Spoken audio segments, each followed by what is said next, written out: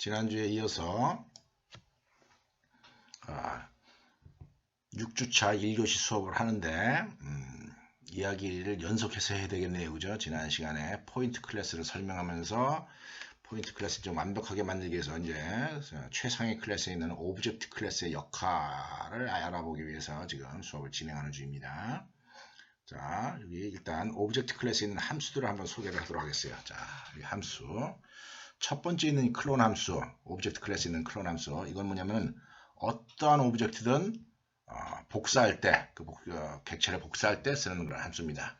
근데 이 함수 같은 경우에는 주의해야 될 점이 이 앞에 모디파이어가 비저빌리티가 프로텍티드로 되어 있어요. 이거는 상속과 관련해 가지고 하위 클래스에서만 오픈되어 있는 그런 함수입니다. 그런 점, 이건 나중에 좀 다시 설명할 기회가 있을 테니까 이 함수는 당분간 내가 사용을 안 하겠습니다. 언급을 안 하겠습니다. 일단 의미는 복사하기 위한 함수다.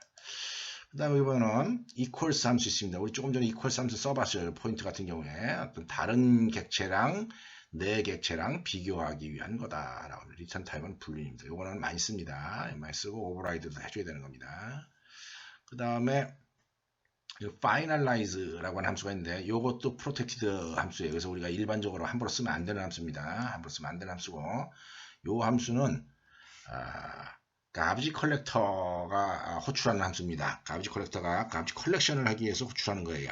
우리는 잘 몰라도 됩니다. 그러니까 우리가 자바에서는 오토매틱 가비지 컬렉션으로 이제 가비지 컬렉션이 이루어진다 그랬는데 버추얼 머신이 쭉 작업을 하다가 어떤 기억 장소를 이렇게 감독을 하면서 그 기억 장소를 가리키는 레퍼런스가 더 이상 없다라고 하는 게 확인이 되면은 그 기억 장소를 이제 청소를 해갑니다. 쓰레기 청소를 해가는데, 가비지 컬렉션을 해가는데, 그럴 때 호출되는 함수입니다. 우리 별로 신경 안 써도 됩니다. 요 get 클래스라고 하는 함수는, 어떤 클래스, 어떤 객체한테 그 클래스 이름이 뭔가 하고 물어볼 때 쓰는 함수입니다. get 클래스. 어떤 클래스, 그 클래스의 존재에 대해서 사실은 좀 더 자세히 설명하면 좀 복잡합니다.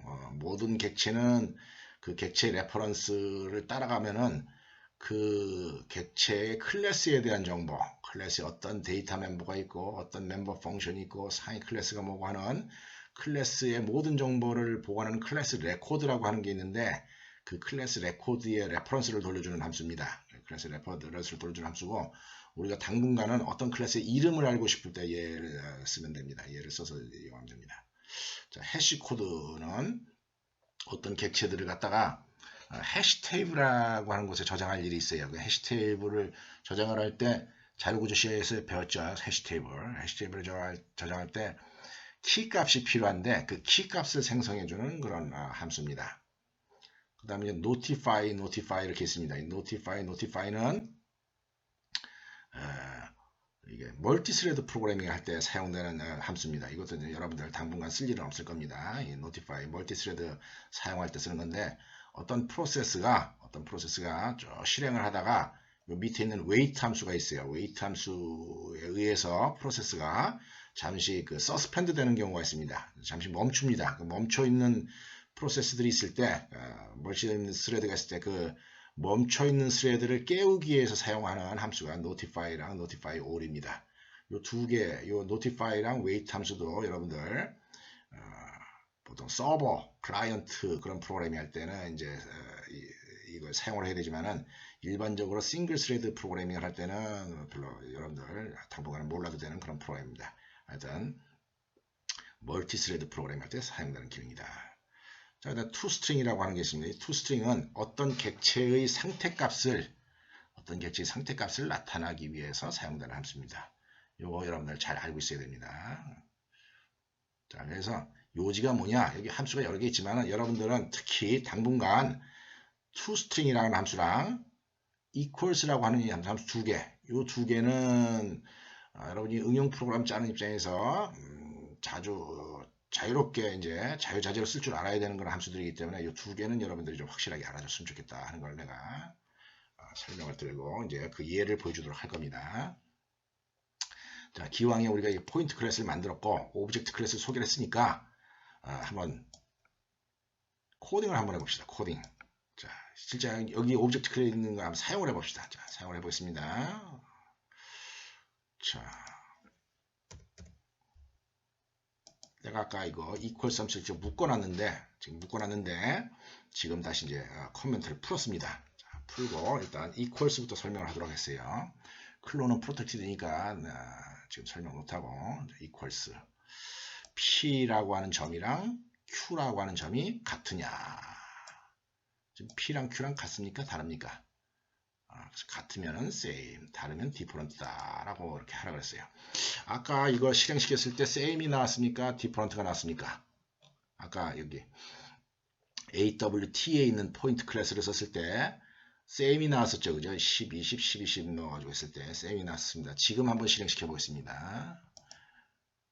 컴파일 하면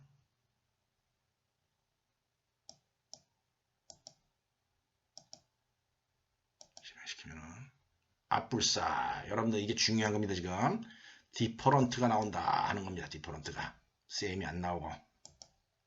그 이유가 뭐냐? 이 equals 함수가 equals 함수가 여기 지금 포인트 클래스에 equals 함수가 있습니까? 없습니까? 없죠. 그죠? 없는데도 불구하고 이게 신텍스 에러가 안 나는 이유는 얘가 오브젝트로부터 상속을 받았기 때문에 오브젝트 클래스에 있는 equals 함수를 호출한다는 거예요. 오브젝트 클래스에 있는 equals 함수는 기본적으로 뭘 하느냐? 기본적으로 뭘 하냐면은 레퍼런스를 비교를 합니다. 만약에 P랑 P가 같으냐 이렇게 물어보면 어떻게 되겠습니까? P랑 P랑 같으냐?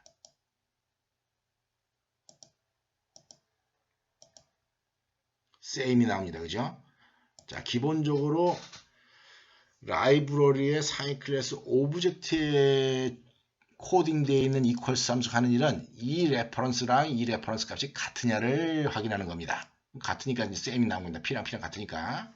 근데 내가 여기다가 Q라고 바꿔주게 되면은 P는 어떤 기억 장소를 가리키는데 거기 10, 20 들어가 있고 Q도 또 다른 기억 장소를 가리키는데 또 10, 20이 들어가 있죠. 그죠? 이렇게 들어가 있는데 주소가 다르기 때문에 different가 나온다는 거죠. 주소가 다르기 때문에. 그게 오브젝트 클래스에서 디폴트로 구현되어 있는 equals 함수의 역할이다 하는 겁니다. 자, 우리가 아까처럼 얘네들 논리적으로 봤을 때는 같은 겁니까? 다른 겁니까? 논리적으로 봤을 때는 좌표값이 같으니까 같다라고 해석을 해야 되겠죠. 그죠? 이걸 내가 같다라고 해석을 하기 위해서는 내가 equals 함수를 만들어줘야 된다 하는 겁니다. equals 함수를 만들어줘야 됩니다. 자, 어떻게 만드느냐? 여기다 만들어줘야 됩니다. 자, 이렇게 만들어줘야 됩니다. public. 자, equals 함수의 시그니처를 한번 봅시다. equals 함수의 시그니처를 보면은 return 타입이 불린이고 오브젝트가 아규먼트가 들어오죠. 그죠? 그래서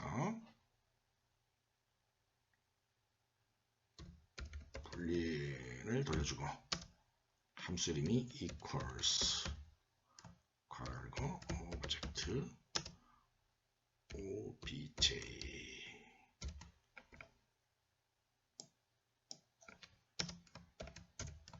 이렇게 됐다 합니다. 여기에다가 내가 코딩을 해줘야 된다는 거죠. 여기 코딩은 누구 마음대로 하는 거냐? 프로그래머 마음대로 하는 겁니다. 자기가 논리적으로 어떤 의미를 부여하는 대로 해주면 되는 겁니다. 만약에 내가 여기다가 return false라고 할 수도 있어요. 여기다가 막무가내로 return false입니다. 그럼 오브젝트의 클래스에 있는 그 상위 클래스에 있는 equals 함수를 오버라이드를 한 거기 때문에 이렇게 하는 걸 갖다 우리가 뭐라고 하는데 그죠? 오버라이드다 그러죠. 그죠? 오버라이드를 해놓은 거기 때문에 다이내믹 바인딩에 의해서 이제 포인트의 equals 고치면 바로 이 자리로 오게 됩니다. 이건 무조건 false를 했어요. 아까 P랑 같으면 equals가 true면은 same 이렇게 출력하라고 그랬죠. 그죠? 지금은 어떻게 되느냐? equals를 함수로 호출했을 때마다 무조건 false가 돌아오기 때문에 P랑 비교를 해도 different가 나옵니다. 한번 실행시켜 보겠습니다.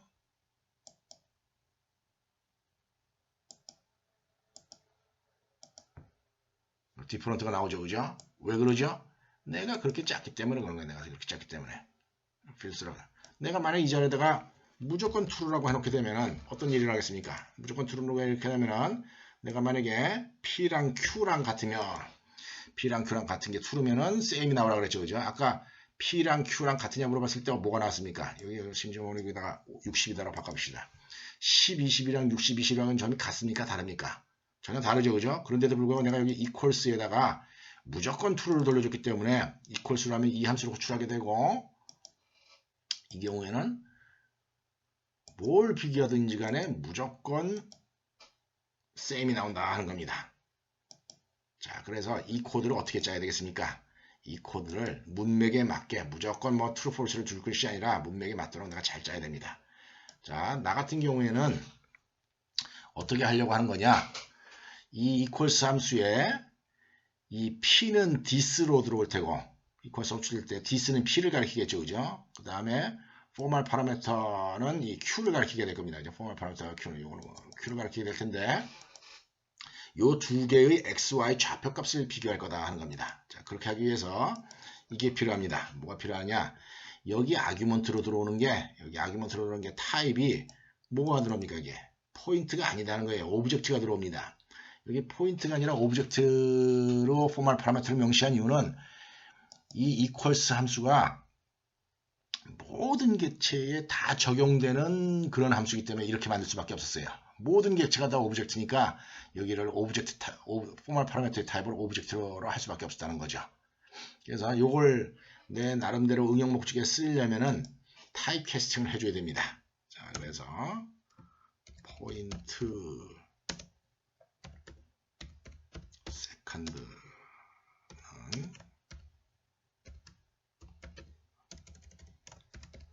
포인트 obj 이런 식으로 타입 캐스팅을 해준다는 거죠. 오브젝트 타입을 온 걸 갖다가 여기 어차피 들어오는 게 포인트 타입이 들어올 거기 때문에 타입 캐스팅을 해주고 그 다음에 이제 비교를 하는 겁니다. if 내가 비교하기를 this.x랑 second.x랑 같고 그런데 보통 우리가 this.x는 안 쓰죠. this는 그죠? 그래서 이렇게 되겠어요. 자, x 값이 second x랑 같고 그리고 and 또 뭐랑 같아야 됩니까? y 값이 second.y랑 같다라고 했을 때 이 두 개의 좌표가 같다는 거죠. true. 그렇지 않으면은 return false 이렇게 된다는 겁니다. 이런 식으로 내가 코딩을 해주게 되면은 내가 원하는 논리적인 의미를 얘한테 부여를 해줄 수가 있다는 겁니다.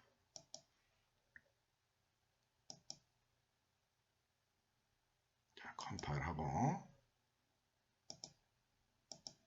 실행시켰습니다.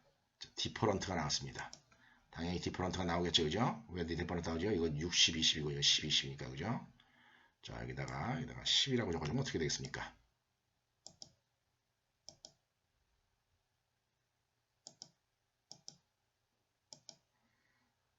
same이다라고 나온다는 겁니다.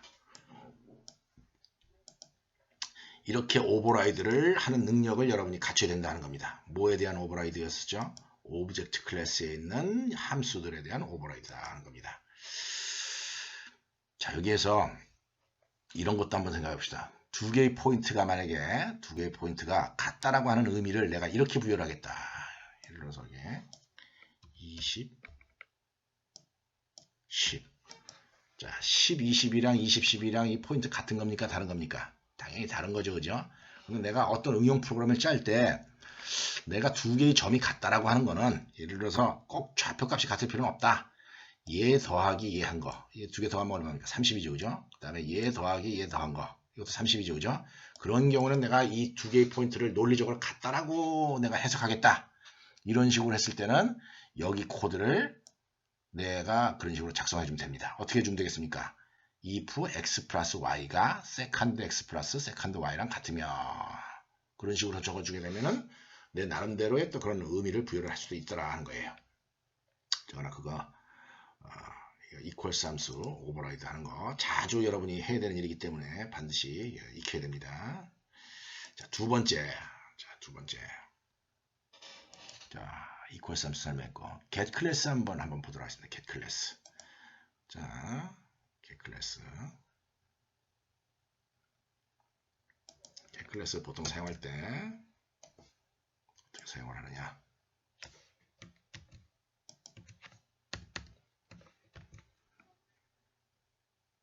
p.get class.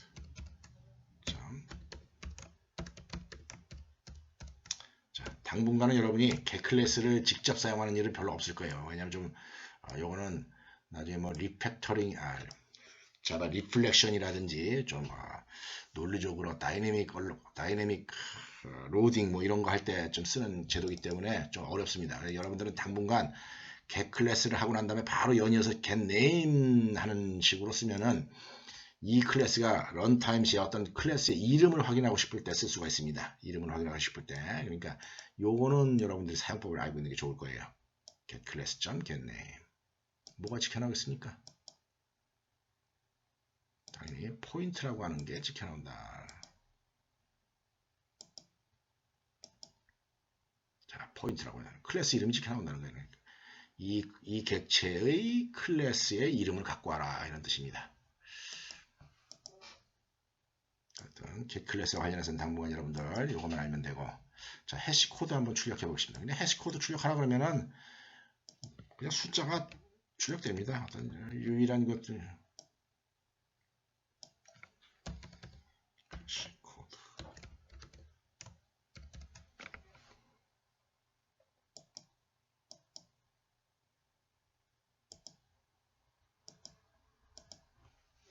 어느 정도 무작위 숫자에 해당하는 거. 1348. 1348이죠. 무작위 숫자에 해당하는 게 실행시킬 때마다 똑같은 무작위 숫자가 이렇게 1348 이렇게 출력이 된다는 겁니다. 그래서 이 해시 코드는 여러분들이 나중에 해시 테이블에 집어넣을 때 키 값으로 사용을 할 수가 있습니다. 자, 그 다음에 notify는 당분 안 쓴다 했죠. 그 다음에 이제 중요한 함수가 이 toString 함수입니다. 여러분, toString 함수도 여러분들이 자유자재로 쓸 줄 알아야 됩니다. 자, toString 함수. 자, 뭐냐? 요 자리에 내가 P라고 썼죠, 그죠? 아까 P라고 썼을 때 무슨 글자가 나왔죠? P. 자, 봅시다. P.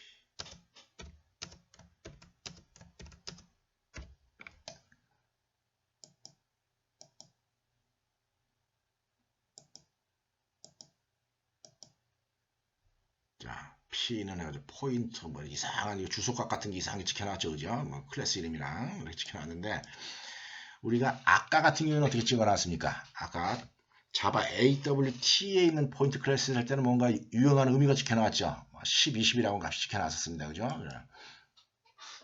그런 일을 할 때 쓰는 게 이 toString 함수입니다.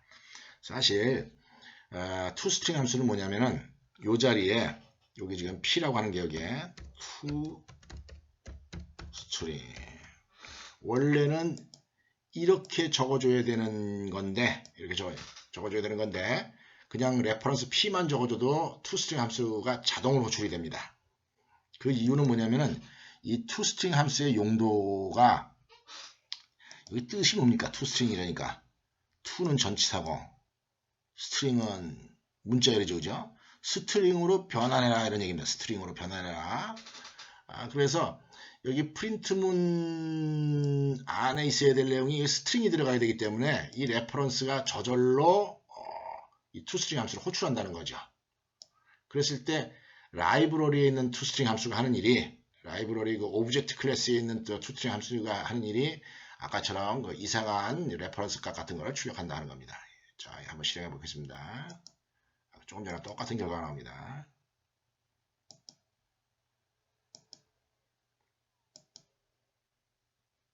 똑같은 결과가 나옵니다. 이상한 주소값 시켜 나온다는 거죠. 좀 봅시다. 내가 이 p.toString 함수를 호출했을 때 뭔가 논리적으로 의미 있는 내용이 출력되게 하고 싶다라고 하면은 아까 이 콜 함수 만들 때처럼 이 toString 함수를 갖다가 오버라이드를 해주면 됩니다. 이건 아마 C# 수업 시간에서도 우리가 toString 함수, 대문자로 시작하는 toString 함수를 한번 만든 적이 있었을 겁니다. 여러분들 기억을 할지 모르겠지만 그랑 내용이 거의 똑같습니다. 여기다가 public toString이니까 리턴 타입이 스트링이겠죠, 그죠? 스트링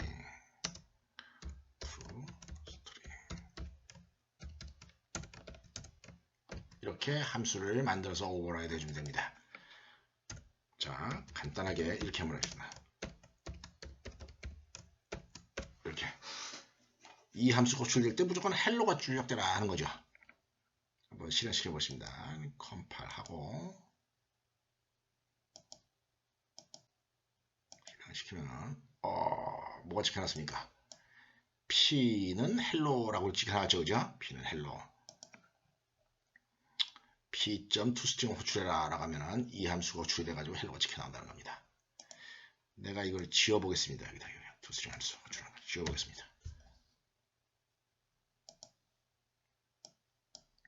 아까 얘기했듯이 내가 여기다가 레퍼런스만 이렇게 쓰더라도 어차피 여기에서 프린트문 안에서 사용되는 이 P가 스트링으로 해석이 돼야 되기 때문에, 왜냐하면 스트링 더하기 스트링이거든요. 스트링으로 해석이 되기 때문에 이렇게 스트링으로 해석이 될 필요가 있는 자리에서는 그냥 자동적으로 이 함수를 호출한다 라고 하는 겁니다. 그 점을 여러분들이 꼭 기억해 달라 하는 거예요. 여기다가 꼭 .toString을 안 쓰더라도 그냥 P가 여기 있는 순간 알아서 toString 함수가 호출된다는 거죠. 출력하면 뭐가 출력되겠습니까? 컴파일하고 실행을 하면은 보다시피 헬로가 찍혀나온다 하는 거죠. 그래서 내가 여기다가 뭔가 유용한 의미를 부여하고 싶으려면은 여기다 무슨 유용한 의미를 부여하겠다라고 마음먹으면은 이 toString 함수를 잘 만들어주면 됩니다. 자, 어떻게 잘 만들어주면 되느냐? 자, 예를 들어서 나 같은 경우 이렇게 하겠어요. 자, 어떻게 하느냐 하면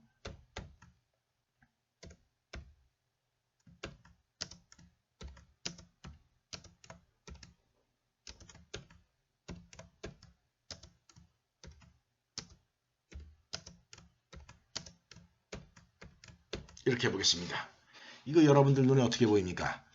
꼭세가로 연 문자에다가 x값을 연이어 붙이고 거기다 콤마 친 다음에 y값 치고 꼭세가로 달았다 하는 거죠. 실행시켜 보겠습니다.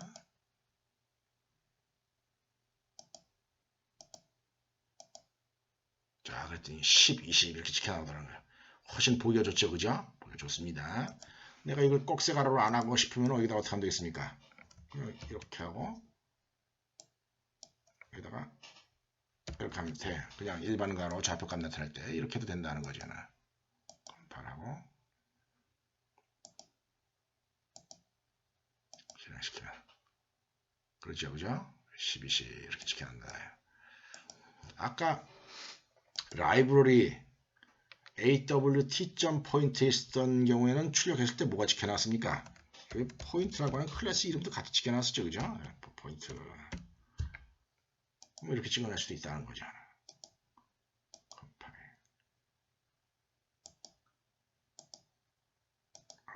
이렇게 하면 P값 줄일 때 포인트에 있는 12이다 이렇게 적어낼 수도 있다는 겁니다. 일반적으로는 이걸 안 쓰는 게 쉽다 보기가 좋을 겁니다, 그죠?